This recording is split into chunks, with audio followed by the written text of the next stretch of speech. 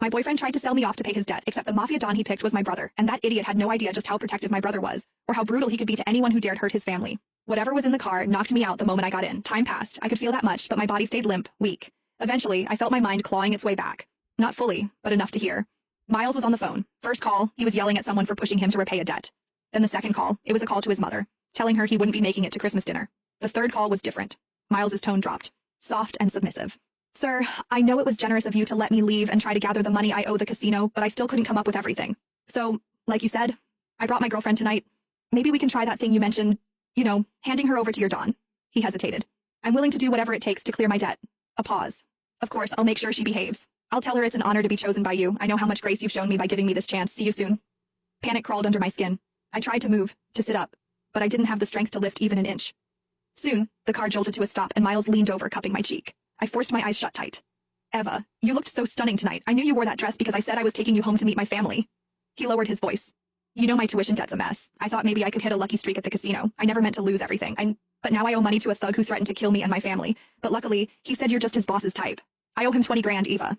I can't let him go after me and my mom. His voice dropped, almost guilty. Don't blame me, Eva. Blame yourself for being too damn pretty. Just one night. Mr. Snake said it's only for one night. Then I'll come get you. I swear. I'll take care of you for the rest of your life.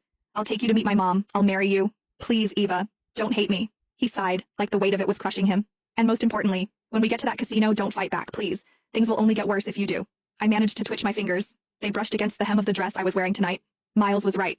I'd put it on just because he finally invited me to spend Christmas with his family. I remembered how I smiled, how hopeful I was, how foolish to think we were actually moving forward. Turns out he was just selling me off. 20,000, that's all I was worth. Miles could have asked me for help and I would have given it, but instead his pride decided betrayal was easier. My thoughts spun, scrambling for a plan. I remembered the bracelet on my wrist, the one with a hidden alarm. One press, and it would send an SOS to my brother, along with my location. The problem? I was still too weak to move. So I decided to wait for now, gathering what little strength I had left. Whoever this boss Miles was trying to hand me off to, if I had the chance to mention my brother, they wouldn't dare touch me. And if that didn't work, I still had the bracelet. A few minutes later, the door opened beside me. Rough hands pulled me out of the car. I brought her, just like you asked, Miles said, his voice trembling with fake pride. A rough voice answered, laced with amusement. I gotta admit, even in my line of work, I didn't think you'd actually sell your girlfriend, but... A hand grabbed my chin, tilting my face up. You were right, she's very pretty. Not just pretty, Miles added quickly, eager, pathetic. The prettiest. She was even voted best looking in our class, but too proud. Always had her nose in the air. Took me nearly a year to win her over. And you're willing to hand her over to me? The man sneered. I cared about her, Miles said with a sickening laugh, joining Snake's. Just not as much as I care about myself. Besides, look at that body, and her fingers. She's a pianist. Real flexible, too. If you catch my drift, she'll make your Don more than happy.